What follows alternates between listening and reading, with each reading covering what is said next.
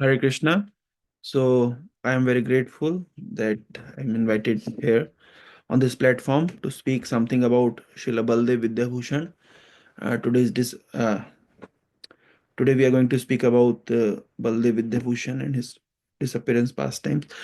So basically, I'm serving in Odisha.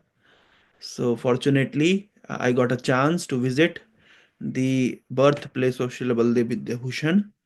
Many of you must be knowing there is a very famous temple, Khirachora Gopinath temple in Remuna in Odisha. It's in the Balasore district of Odisha. So very close to this temple in Remuna, very close to Khirachora Gopinath temple, and there is the auspicious place where Srila Baladev Vidyabhushan appeared in this material world.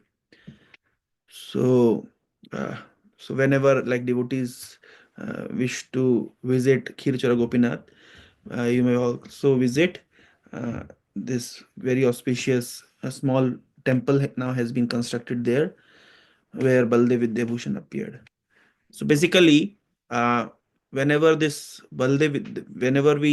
hear the name of Srila Baldev Vidyabhushan, we immediately recognizes his contributions in terms of the shastric efficiency that he has produced. If you'll see the our Bhagavad Gita as it is, so Srila Prabhupada is offering Bhagavad Gita as it is to Srila Baldev Vidyabhushan. So generally we see that when devotees write some books, so they offer it to their spiritual master. Like when time we see in ISKCON, many devotees write books, so they offer the book to their spiritual master or to Srila Prabhupada. So it was naturally expected that Srila Prabhupada should offer his Bhagavad Gita to his spiritual master, Srila Bhakti Siddhanta Goswami Thakur, Srila Prabhupada. But when we see that in the front pages of Bhagavad Gita as it is, Prabhupada is offering his Bhagavad Gita to Srila Baldev Vidyabhushan. So here's the uh, so therefore Baldev Vidyabhushan become extremely important for us, especially for all ISKCON devotees in that sense. So what are his contributions of Srila Baldev Vidyabhushan? You must have heard many times, but I'll talk about three, four major contributions of Srila Baldev Vidyabhushan.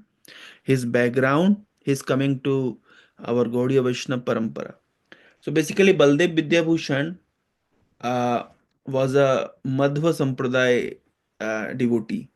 So he was initially initiated into the Madhva Sampradaya, and later on, there was a follower of Sri Chaitanya Mahaprabhu, a devotee in the line of Sri Chaitanya Mahaprabhu. His name was Radha Damodar Goswami. So Radha Damodar Goswami preached Baldev Vidyabhushan and brought him to the Gaudiya Vaishnava line. Now, generally, we see preaching means pulling out people from materialism to Krishna consciousness. But now this is called inter-preaching. Inter-preaching means when we are bringing atheist and materialistic people to Krishna consciousness. But then there is intra-preaching when they have already become devotees, when they've already become Vaishnavas, when they have already accepted Krishna as the supreme personality of Godhead. So then they are intra preached to accept the tenets of certain sampradaya. So basically, Madhva Sampradaya, as we all know, Madhva Sampradaya, the progenitor, the main person of the Madhva Sampradaya was Madhvacharya, who is the incarnation of Vayu. And interestingly, when Madhvacharya took birth, so he came with the victory sign like this. If you'll see the photographs of Madhvacharya, is always this sign, huh? Because he actually propagated the Dvaitavad philosophy. Because we are dealing with Baldev Vidyabhushan, so we need to understand the tattva and the philosophy that Baldev Vidyabhushan has presented. Because without discussing the philosophical tenets, there is the discussion on Baldev Vidyabhushan remains incomplete. So I'll just take a short journey to the philosophical tenets that has been presented to us through Srila Baldev Vidyabhushan. So basically, Baldev Vidyabhushan appeared in the Madhva. He took initiation in the Madhva Sampradaya. Madhva Sampradaya is the Dvaita Sampradaya, Why that Dvaita Sampradaya came up? Because as we all know that um, initially when Kali Yuga arrived, then because of the presence of Kali Yuga, Kali Yuga actually made the Brahmins as their targets. So Kali Yuga's plan was that Brahmin are the head of the society, and if the head of the society will become corrupt and polluted, the entire society will collapse. So therefore, uh, Kali actually targeted the Brahmins of the society, and the first Brahmin he targeted was the Shringi Rishi. So as we all know, Shringi Rishi was targeted by Kali, and Shringi Rishi cursed Parikshit Maharaj that Parikshit Maharaj should die within 7 days. And then we know that Parikshit Maharaj went to Shukdev Goswami, and Shukdev Goswami spoke these spotless Purana, the Srimad Bhagavat Purana. Now, as we all know, as this Kali has targeted Brahmins, so Brahmins are the protectors of the Vedas. Now, when the Brahmins become polluted, so in the name of Vedas, they started to create havoc in the society. And what kind of havoc? Like the jati pratha, chhut achhut, untouchability, and sati pratha. Sati pratha was there in the Vedas, but it was not forced. Rather, it was voluntary. Like we know that Madari and Kunti, so they were all both fighting that I want to become sati and I want to become sati. But then it was decided that Kunti will take care of the children and Madari will become sati. So at that times, the sati was voluntarily, but the Brahmanas, those were influenced by Kali Yuga. Actually, in the Puranas, it is said that Kali Yuga made Asuras to take birth in the Brahmin family. So they apparently, in name, they are Brahmins, but they are actually Asuras. So the entire Vedic concept was become polluted by these Asuras, so-called Brahmins. Those Asuras, those are born in the Brahmin families. Interestingly, all these things like Pashu Bali, killing of animals in the name of religion, it all came up. Although it was there in the Vedas, but it was not as prevalent as these Asuras actually made it prevalent. So when Lord saw that these Brahmins, the so-called Brahmins, those are actually Asuras in disguise. So when they are using Vedas in the name of religion, the name of Vedas, they're doing all kinds of nonsense activities. Then Lord appeared as Buddha, and he said that in the name of Vedas, you're doing all these kinds of nonsense activity. I reject the Vedas. And then come the Buddhist, is Lord Buddha, and he actually propagated the Shunyavad or the Nastikvad philosophy, the atheism.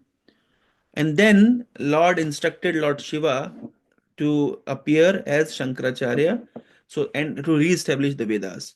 So then appeared Lord Shankaracharya, who actually re-established the Vedas within 32 years. Like he lived for 32 years. So he took sannyas at the age of 8.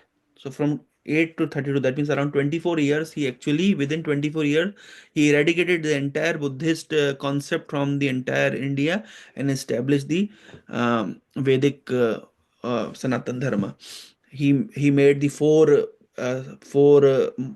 major headquarters of his, like we have heard, Char Dham. So these Char Dham are actually established by Sankaracharya in the four corners of the country, and he actually kicked out all the Buddhist tenants. But then that was not the right time to give deeper analysis of the Shastra, because during the Buddhist era, it was all Shunyavad. So Shankaracharya said that, see, like it's all Shunyavad and Brahmavad is almost same. You call it Shunyavad, we call it Brahmavad, and this Brahmavad is there in the Vedas. So this is how actually Shankaracharya re-established the Vedic civilization, Vedic philosophy. And then came the most revered Srila Ramanujacharya. He actually established the Vishishta Advaitavad philosophy. Shankaracharya gave Advaitavad and Ramacharya gave Vishishta Advaitavad. He said that although it's true it's that everything is Advait, but then still there is some Vishishtata, there is some speciality in the spiritual, and there is some spiritual reality beyond all this Advait. And he propagated this Vishishta Advaita philosophy and established that there must be the existence of spiritual world, and there is Lord with his name, form, paraphernalia, all spiritual in nature. And then appeared Madhvacharya. He said, no, no, I don't want to take this word of Advaya only. I'll say Dvait. There are two things. There is living entity and there is supreme personality of Godhead. So this is how Madhvacharya actually propagated his theory, which is called Dvaita theory. And within this Madhva Sampradaya, Baladev Vidyabhushan actually took initiation. Now, interestingly, when Chaitanya Mahaprabhu went to the South India and he met with the followers of Madhva Sampradaya, although Chaitanya Mahaprabhu himself was in a Madhva Sampradaya, but what he told the followers of Madhva Sampradaya, the Tattvadis, he said that you are too much into Khandanam. Because Madhvacharya was into Khandanam. Most of the time he wrote about uh, cutting down the Mayavad philosophy. Khandanam, Khandanam, Khandanam. On the contrary, Ramanujacharya also cut down the Mayavad theory, but he mostly glorified the Supreme Lord and his attributes, his pastimes, his sweetness. But Madhvacharya focused mostly on Khandanam. And as Madhvacharya, his followers also were always focused upon Khandanam, just cutting down the Mayavad philosophy. So Chaitanya Mahaprabhu, when he went to South India, he actually jokingly once said that you are too busy in Khandanam. You are always busy in cutting down the Mayavad theory. That's fine. That's good. That's important. But at the same time, you must relish the rasas. You must relish the sweet relationship with the Lord. So that is how Chaitanya Mahaprabhu has actually instructed us that although cutting down the Mayabad philosophy is important, it's very important. Prabhupada also, we can see that he has cut down Mayabad philosophy in various ways, in multiple times. Most of the time, he was very heavy. That's true. That's part of our sampradaya, that part of our Vaishnava lineage. But at the same time, relishing the sweet mellows and rasas is also very important. The sweet rasas of connection with the Lord in various ways. Like there are five main rasas: uh, Shanta rasa, Dasa rasa, Sakhya rasa, Vatsalya rasa, and Madhur rasa. So not just cutting down Mayavad philosophy is sufficient. A devotee has also to relinquish. He also has to relish the rasas that come down with the association of the Lord, with relationship with the Lord. So Madhvacharya Sampradaya, Baldev Vidyabhushan, although initiated in that Sampradaya, also had the mood of cutting down the Mayavad Siddhanta, but had no deeper understanding of the rasas. At that time, Radha Damodar Goswami preached him about the deeper rasas. He told him about the Dasya Rasa, he explained him about the Sakhya Rasa, he explained him about Vatsalya Rasa, and he explained about Madhurya Rasa. Within Madhurya Rasa, there are two rasas, Swakiya and Parakiya. And then he explained the mood of Sri Chaitanya Mahaprabhu, who is none other than Krishna himself, coming in the mood and complexion of Srimati Radharani. When and what is the mood of Sri Chaitanya Mahaprabhu? As we all know, when Akrura uh, took away Krishna and Balram from Braja, at that time, what was the mood of Gopis and Srimati Radharani?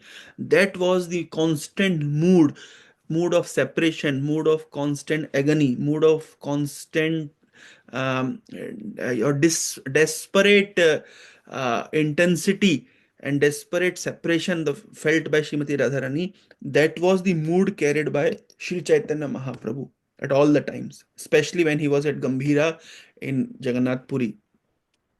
So when Radha Damodar Goswami actually made Baldev Vidyabhushan understood the philosophy of Sri Chaitanya Mahaprabhu, the tattva of Sri Chaitanya Mahaprabhu, the rasa of Sri Chaitanya Mahaprabhu, and he explained that out of all the rasas, how this Jaya Jaya Ujwala Rasa Sarva Rasa Sar Par Kiya Bhave Jahan Brajete Prachar. When Sri Radha Damodar Goswami made Srila Baldev Vidyabhushan understood the out of all the relationship, the Madhura Rasa is the most intimate. Although a devotee in whichever rasa, say for example, Hanumanji is in Dasya rasa. So Hanumanji is in Dasya rasa. So Hanumanji, it's Dasya rasa is the highest, and he feel supremely satisfied in that Dasya rasa. Hanumanji never wants to become a friend or a conjugal lover of Lord Rama. No, Hanumanji feel completely satisfied in that rasa. Similarly, there are devotees in Vatsala rasa, so they are satisfied like Yashoda. They are satisfied in the Vatsala rasa.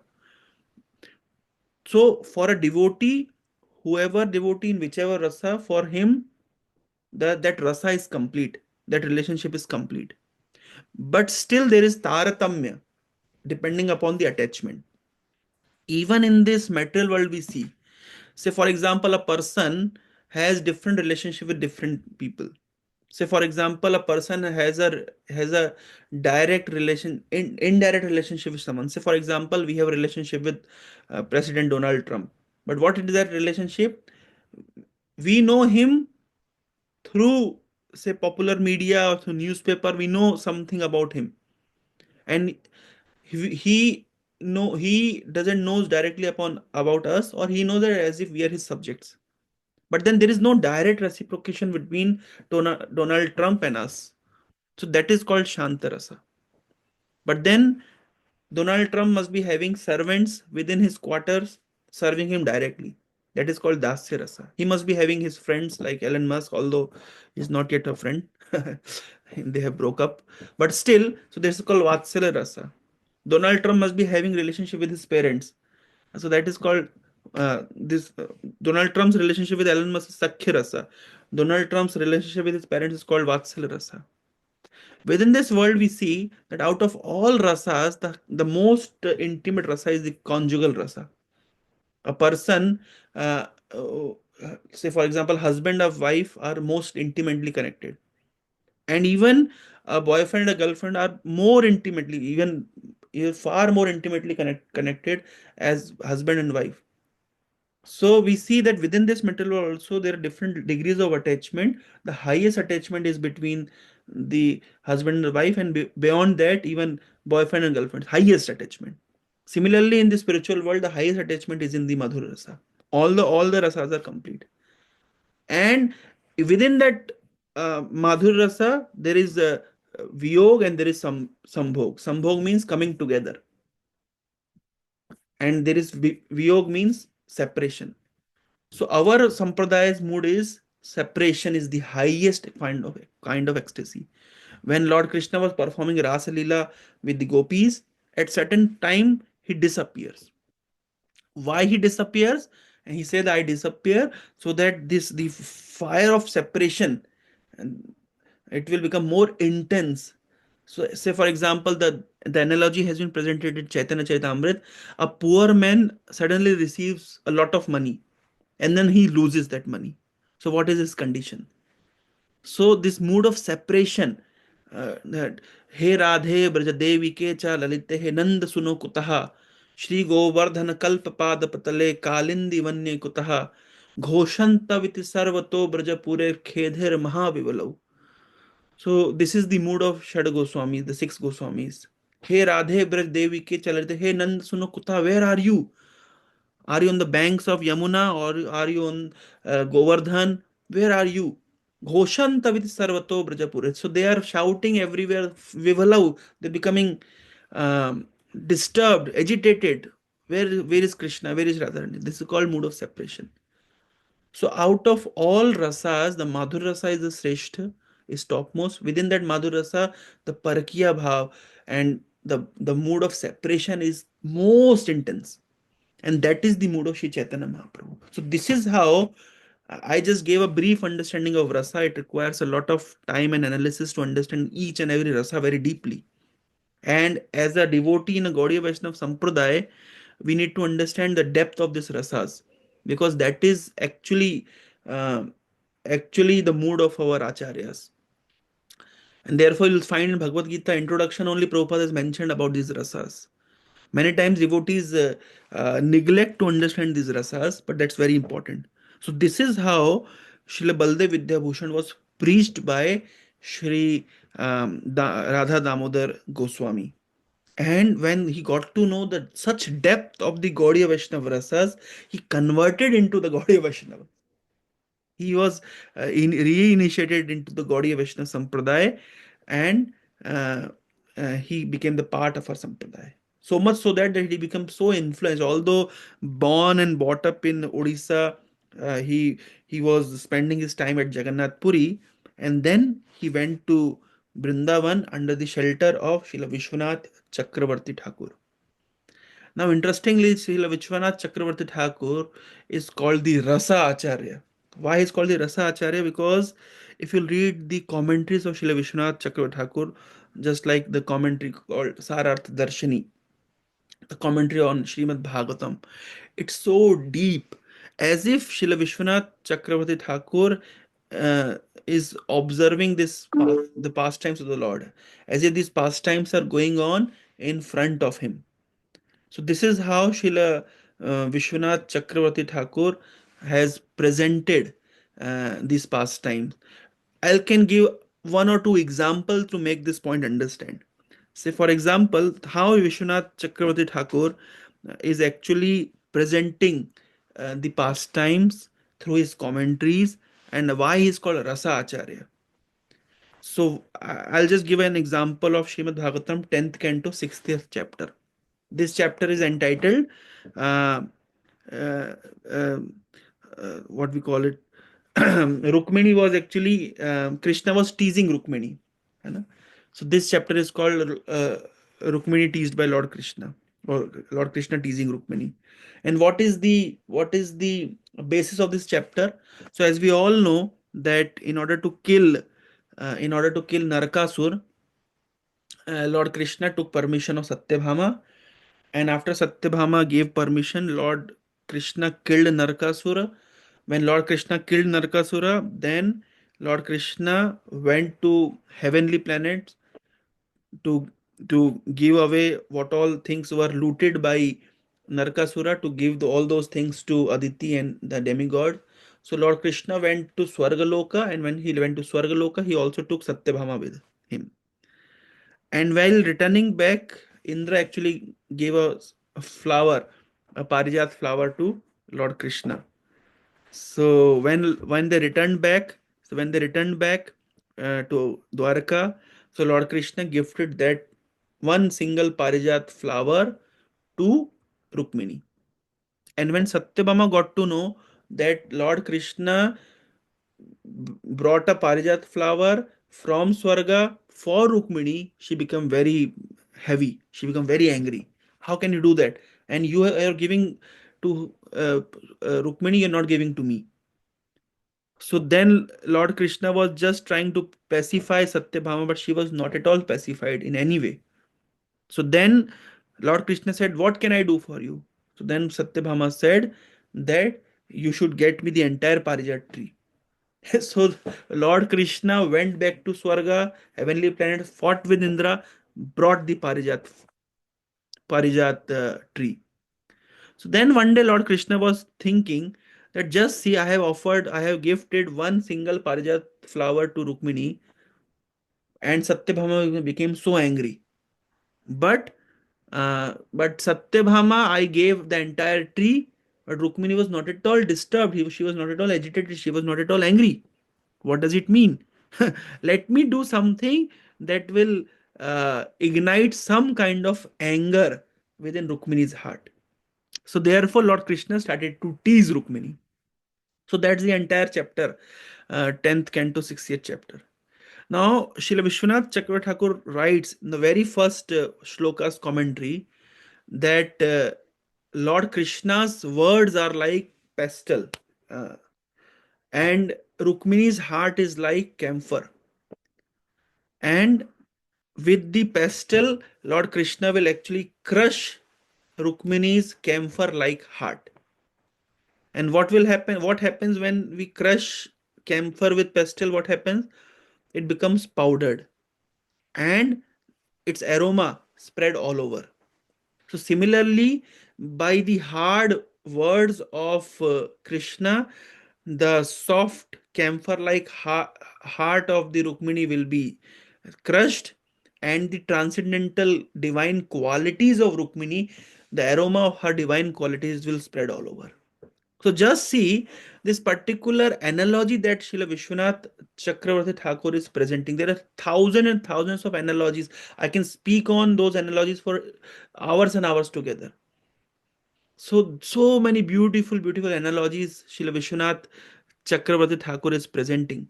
One analogy he presents just to give an example how Srila Vishwanath Chakravarti Thakur is a Rasa Acharya. So one example is when Bhishma Dev was shooting arrows on Lord Krishna. So Lord Krishna was not disturbed, he was not agitated. Rather, he was very happy, as if, and what kind of pleasure Lord Krishna was deriving? So Lord Krishna was deriving the pleasure equivalent to the gopis throwing flowers on Lord Krishna. So as if gopis are throwing flowers on Lord Krishna, the happiness Lord Krishna derives, similar happiness Lord Krishna was deriving by the arrows of Bhishma Dev. So there Srila Vishwanath Chakravarti Thakur writes that the arrows, when Bhishma Dev was shooting arrows on Lord Krishna's body, so uh, many time Lord Krishna's body was scratched and cut. There was a cut mark by the arrows of Bhishma Dev. But Lord Krishna was enjoying. The question arises why he was enjoying. So Srila Vishwanath Chakravarti Thakur, getting very deep into the past time, he said, sometime a lover bites the beloved during the sexual union, and that kind of love bite doesn't actually aggravates or agitates or doesn't make kind of the lover feel bad. Rather, it's a great pleasure. Similarly, Lord Krishna is deriving great pleasure by the arrow marks and the arrow marks of the Bhishma Pitama. So just see the analogies that Srila Vishwanath Chakravarti is presenting. It's so deep, as if he's seeing the pastimes of the Lord with his own eyes. And he is seeing actually within his heart. So therefore he's called Rasa Acharya. And Srila Baladev Vidyabhushan, after being initiated by Radha Damodar Goswami, was sent to Srila Vishwanath Chakravarti for deeper understanding of the rasas. And there he served Srila Vishwanath Chakravarti Thakur for many years, and understood he developed the deeper understanding of the rasas. And once, when Srila Vishwanath Chakravarti Thakur was very old, at that particular moment he received a letter from the king of Jaipur. As we all know, there is a famous temple of Govinda Dev.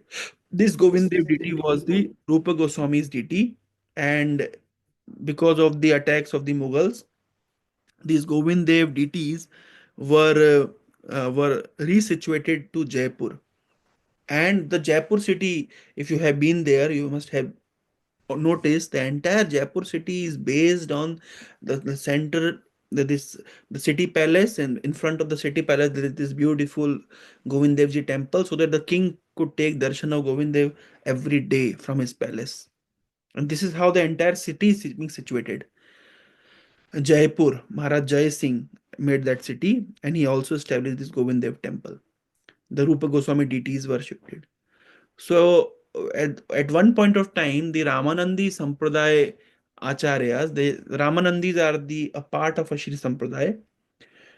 So they actually suggested the king that the Gaudiya Vaishnava Sampradaya is not very authentic. It's not authentic Sampradaya. And the reason they presented that why it is not authentic Sampradaya, because each and every Sampradaya must have a commentary on uh, Brahma Sutra or Vedanta Sutra. Now, for your information, what is this Vedanta Sutra? As we all know, there are different Vedas, and the entire concept of the Vedas are being presented. Uh, uh, Vedas, Upanishads are there, and just to make us understand the concept of the Vedas, the Mahabharata and the Puranas are being written. But still, Vyasadeva thought that he must actually formulate small formulas, uh, so that the entire concept of Vedas become very clear.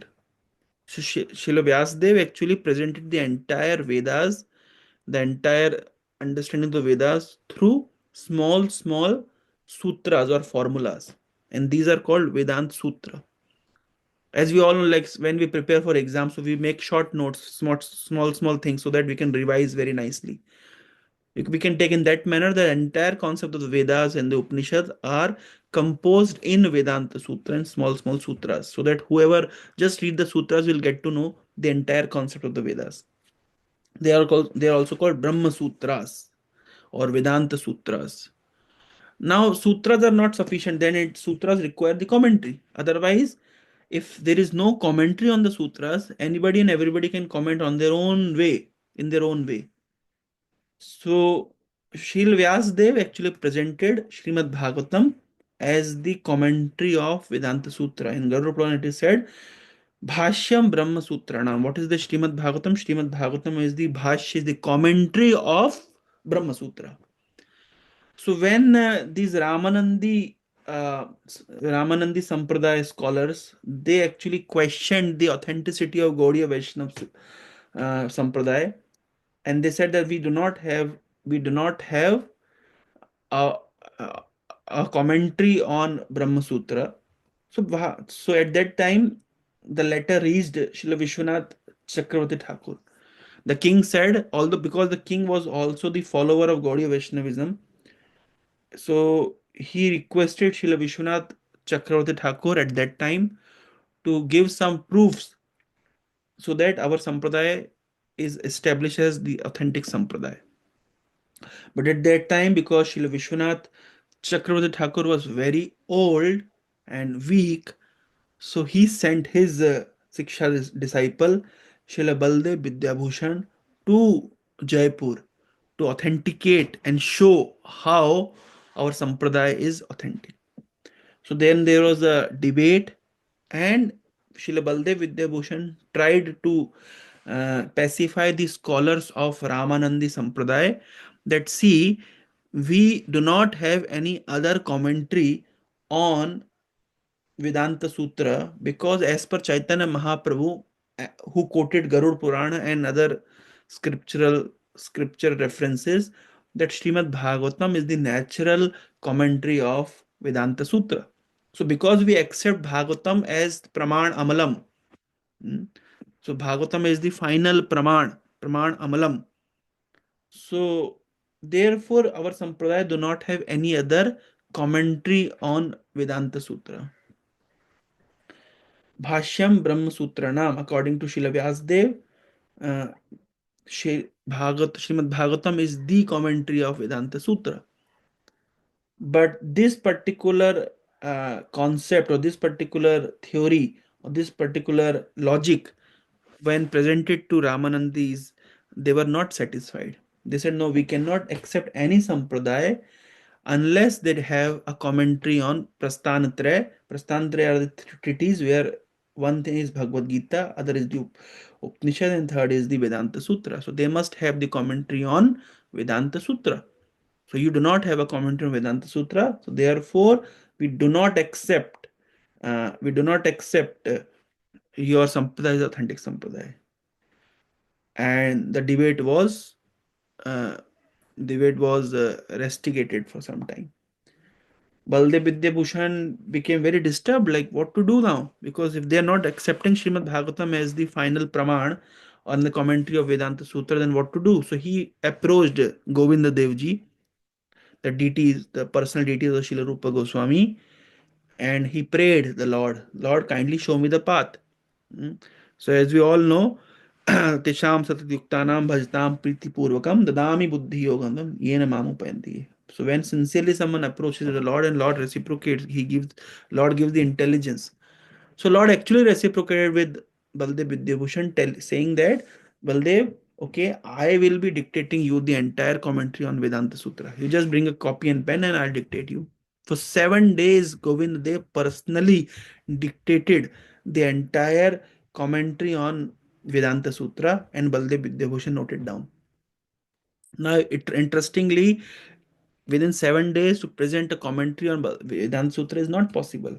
After 7 days, when Ramanandis got to know that here is the commentary on Vedanta Sutra, and not just ordinary commentaries. It's the highest commentary ever available on Vedanta Sutra. Why? Because it is personally dictated by Lord Govinda. So they became all, they actually became mesmerized and amazed, and they signatured that from today we accept Gaudiya Vaishnava Sampradaya is most authentic Sampradaya. And today, even also, if you'll go to the Jaipur Museum, you'll find that particular document of those times, 1700, 1700 something, that the scholars and the acharyas of Ramanandi Sampradaya has actually authenticated in the court of King of Jaipur that we accept Gaudiya Vaishnava Sampradaya is the Pramanic Sampradaya. We still have that document. Uh, and Baldev Vidyabhushan named his commentary as Govinda Bhashya. Why? Because Lord Govinda has personally dictated this Bhashya. So therefore, Prabhupada, when he writes that I offer this Bhagavad Gita as it is to Srila Baldev Vidyabhushan, who is the commentator of Govinda Bhashya. So this is how Govinda Bhashya came up. And that's the contribution of Srila Baldev Vidyabhushan. Apart from these apart from Govinda Bhashya, there are many other books written by Baldev Vidyabhushan, like Siddhanta Ratna, Vedanta Samantak, Pramay Ratnavali, Siddhant Darpana, and Aishwarya Kaumudi. There is one book called Madhure Kadambani. There is so this is written by uh, Madhure Kadambani is written by Vishwanath Chakra Thakur, and Aishwarya Kadambani is written by Vishwanath Baldev Vidyabhushan. And there is this kind of Kavya Kosto, Bhagavad Gita, Bhashya, and so there are so many books that so they're written by and he also wrote commentaries on Tattva Sandarbha and Gopal Tapni Upanishad and Vishnu Sahasranam and Laghu Bhagavatamritam.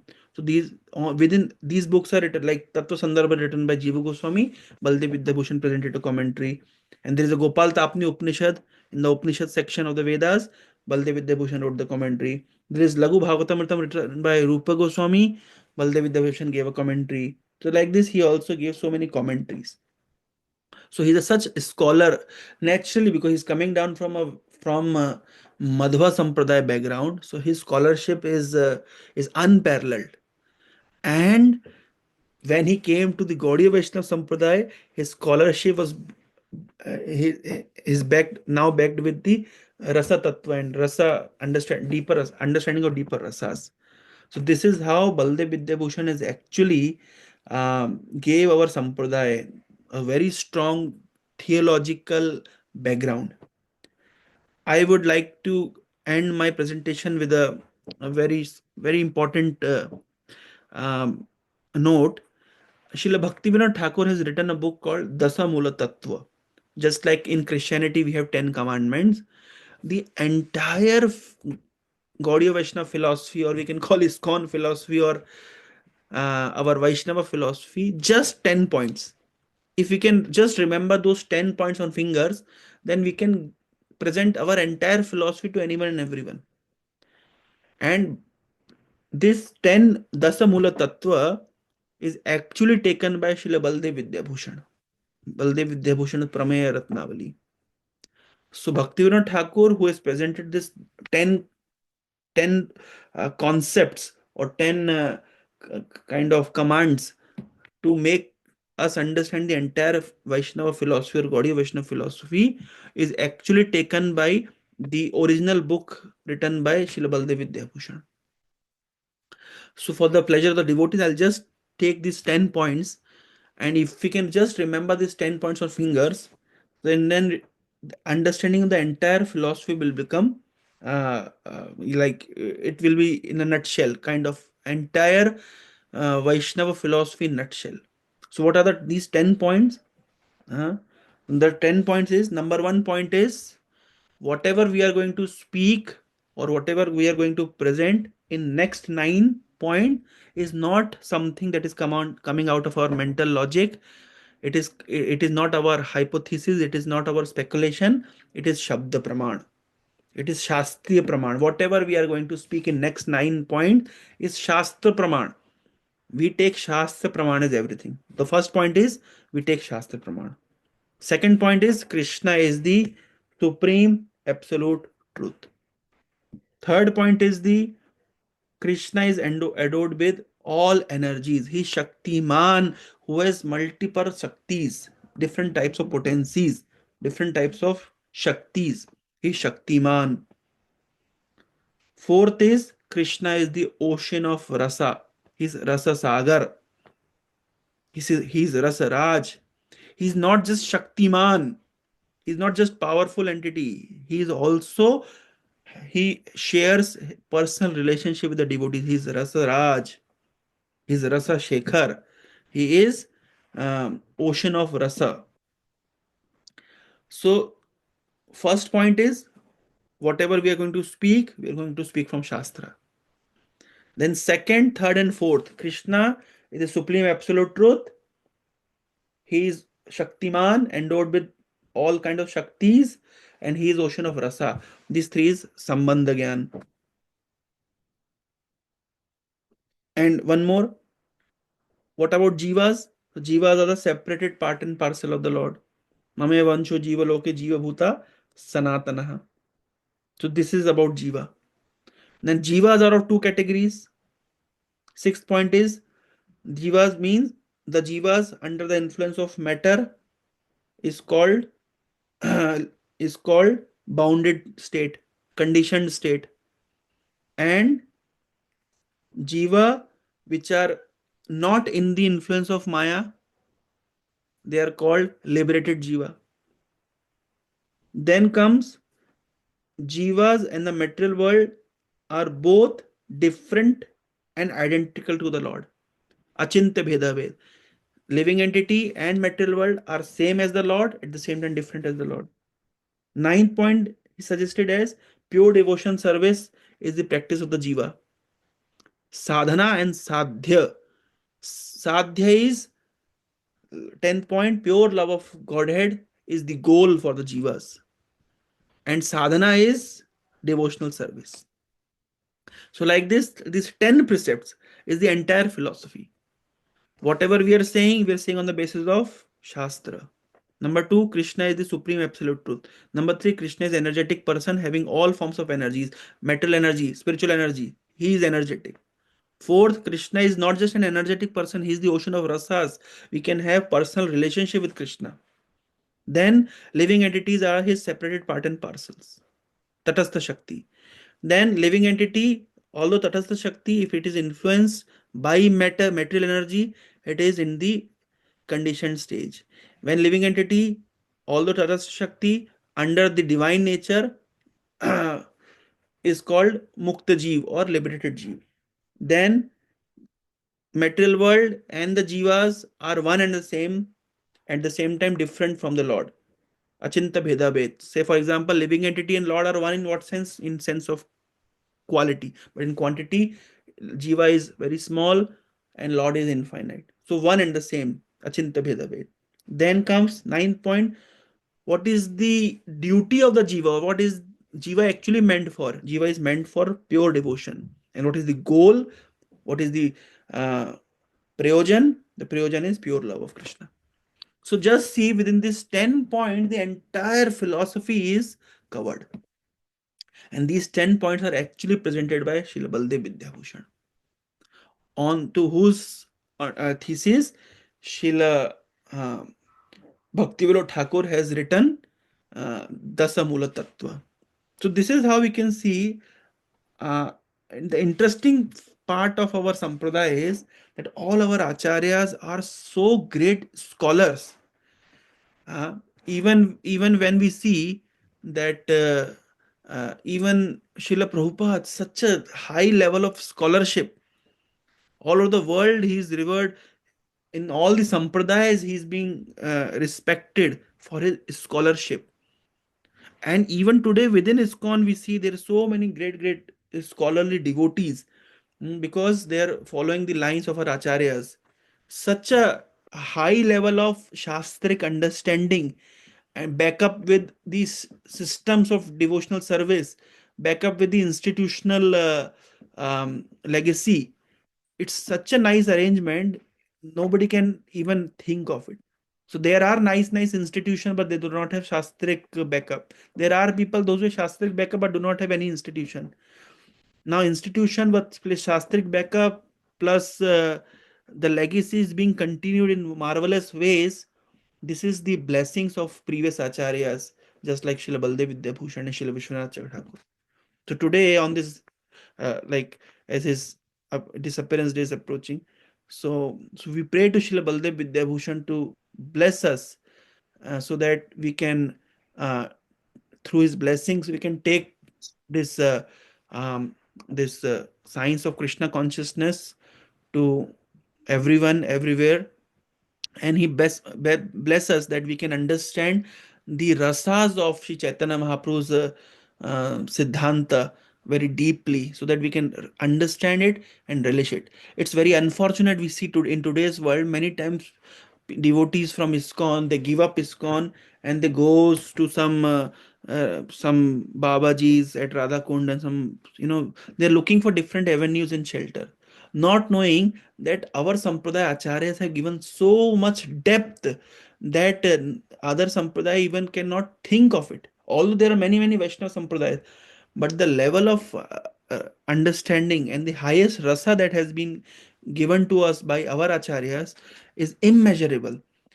So devotees need to become more and more aware about uh, the the jewels that are within our own sampradaya. Unfortunately, when devotees are not aware of what depthness we have in our siddhanta and philosophy, so they become carried away by the externals that is being presented everywhere. So it's my humble request that let us all devotees come together and dive deep into the literature given to us by the Vaishnava acharyas like Srila Baladev Vidyabhushan. Thank you very much. Hare Krishna. Hare Krishna Prabhu, what a wonderful class. It was so enlightening. You spoke a lot about connecting Baldev Vidyabhushan's transformation and the importance of Govinda Bhasya, which many of us may not have known. You spoke about the 10 tenets and the importance of commentary. You spoke about the power of our lineage, and what a wonderful class. It was very enlightening. It was, I personally learned a lot. I'm sure everybody learned a lot. So we'll just have one or two questions, then we'll, speak a little bit about your upcoming program coming up in ICNJ around 14th to 16th June, where in addition to getting association through internet, they can also get personal association with you when you're around, and then we'll have some announcements. So, if you have any questions, anyone, please go one after another, unmute and ask His Grace Tukaram Prabhu uh, questions. He will take for next 5-10 minutes, and then we'll have announcements.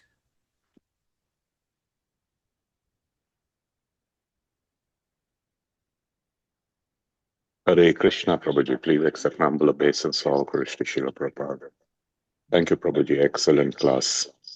My question is, you gave the example of one person, he forsake his guru and sampradaya and joined the uh, Madhva Sampradaya. So, and yes, you do also mention that the philosophy and the tattvas explained is to a greater detail.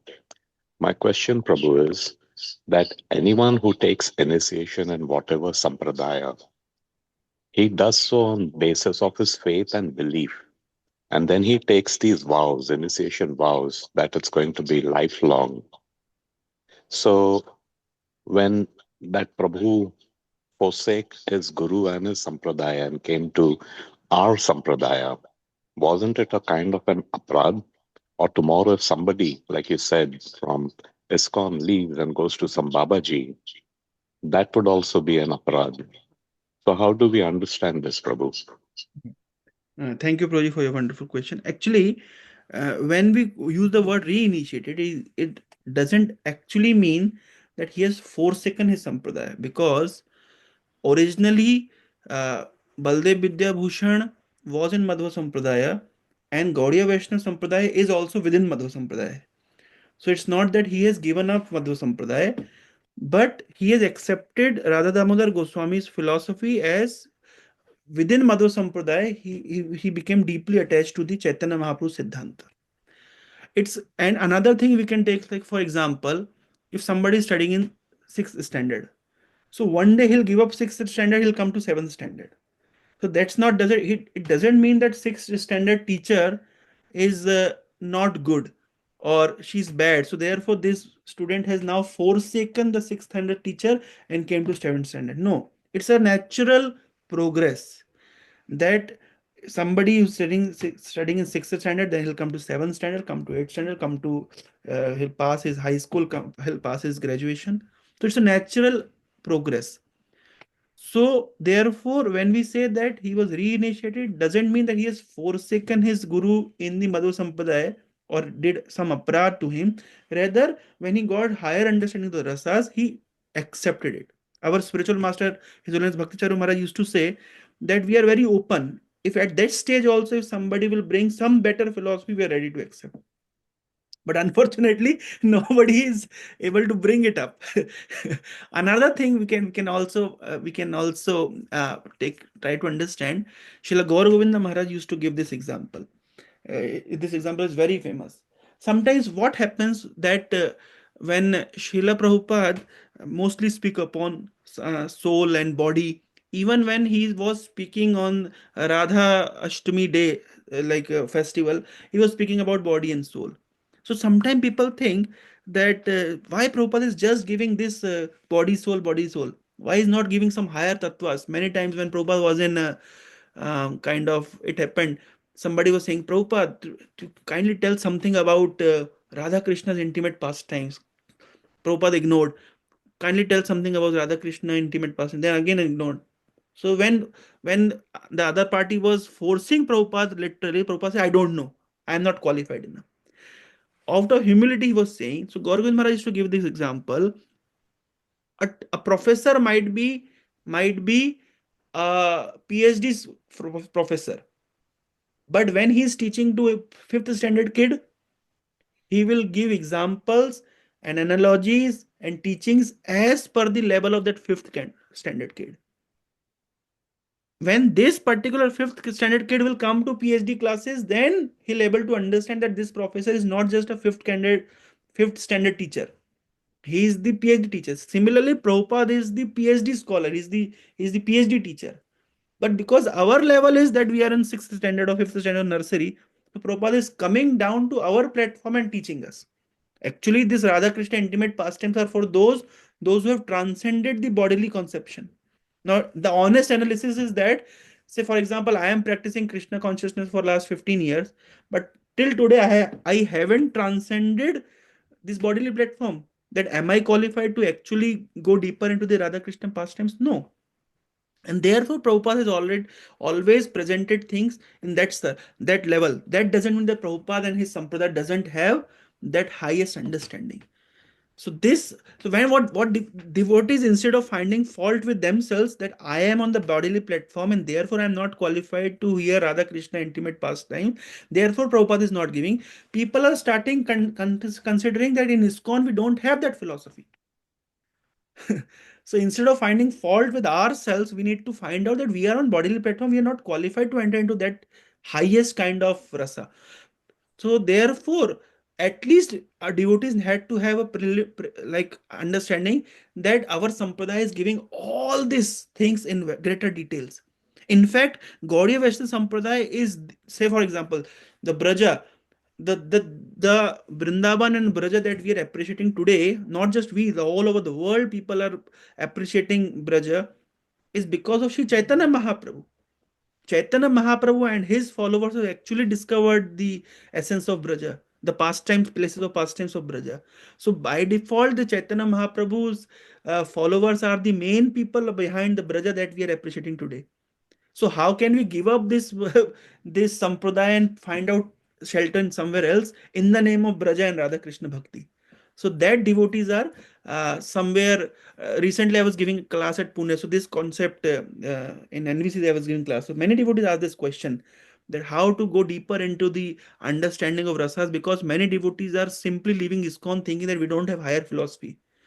So I remember Gorgovind Maharaj's lecture, and in his book he used to write that Prabhupada has given everything in the seed form. Now that time is there, that we put that seed in the soil and water that seed with our faith and devotion, and gradually uh, the deeper rasas of the intimate pastimes and the highest rasa of Madhur rasa and Ujjwala rasa and Parakiya Bhav and whatever we can think, whatever the other so-called Babajis are just giving on YouTube, it's actually there, everything within our Sampradaya. We just simply need to understand and appreciate that.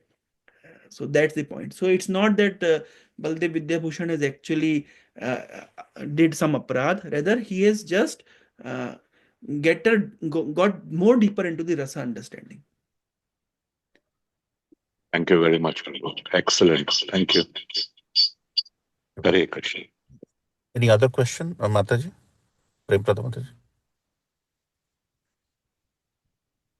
Hare Krishna Prabhuji, please accept my humble obeisances. All glories to Srila Prabhupada, all glories to Guru Maharaj. Wonderful class, Prabhuji. So Prabhuji, you talked about Govinda Bhashya. It was really enlightening to hear about it. So can you talk a little bit more on it? Like, was it translated by anybody, like that commentary, which was written by Baladev Vidyabhushan, or can we get to We do have Govind Bhashya now in ISKCON. Actually, in ISKCON, uh, you must we must all be proud of this, that the level of literature that ISKCON devotees are producing, it's immense. Just like now we have, say for I'll just give an example. Um, we have our devotee Vidwan Gauranga Prabhu. So he is now just translating the entire Ramayana. Prabhupada actually desired the Valmiki Ramayana should be translated. So now we have, in fact, Prabhupada once said that in Hindi, Ramcharitmanas is the most popular book. Now we have devotees, those who have translated Ramcharitmanas too. Similarly, we have Baldev Vidyabhushan's Govind Bhashya is available. We have all the commentaries now available. Vishwanath Chakrakar's commentaries are there. N number of literature is coming up. So that's we are the way that ISKCON devotees now we have scholar boards and going deeper into science. In fact, the Vallabhacharya Sampradaya books and Nimbarkacharya's books and Ramacharya's books. So many books have been translated in ISKCON. So it's all available.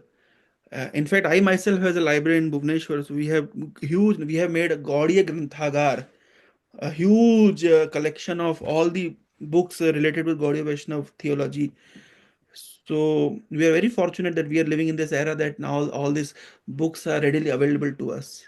But the point is, there is a very beautiful verse by Chanakya. He says, Ananta Shastram Bahulascha Vidya Swa Alpascha Kalo Bahu Bignatah Chah. Yat Sar Bhutam Tadupasaniyam Hansam Yathakshiram Ivambo Madhyat. So Chanakya says, Bahulash Ananta Shastram Bahulascha Vidya. There is Ananta Shastra. And Bahulascha Vidya, there is n number of Vidyas. But the problem is Swalpascha Kalo. Time is very limited.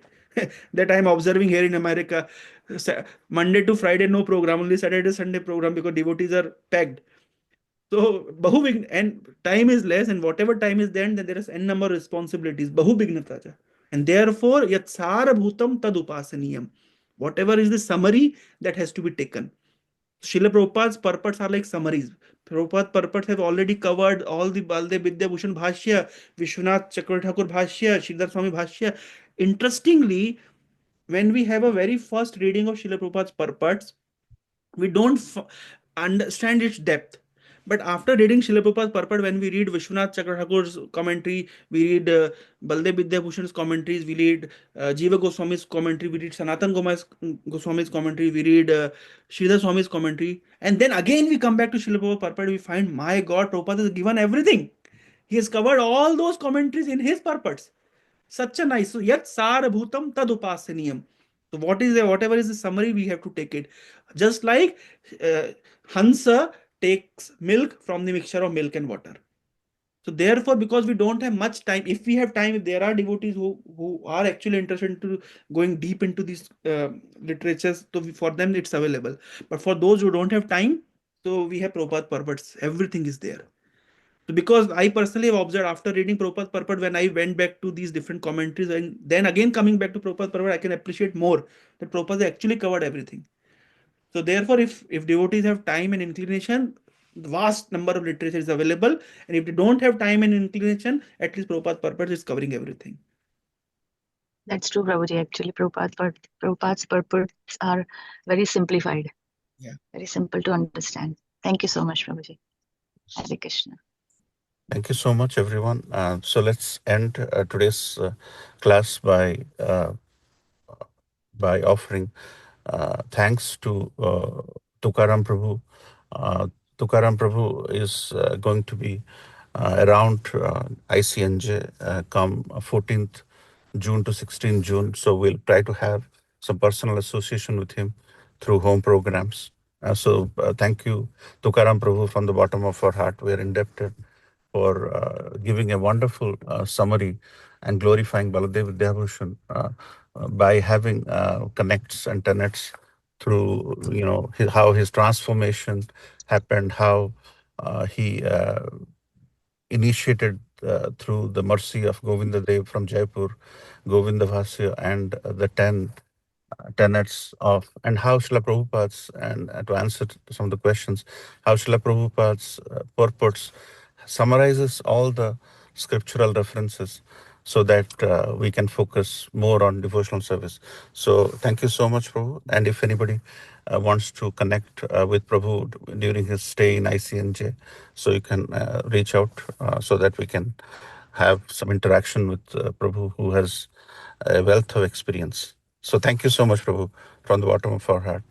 Let's all thank Prabhu, and after that we'll have announcement by chanting loud Hari Bol. Hari Bol. Hari Bol. Hari Bol. Hari Bol.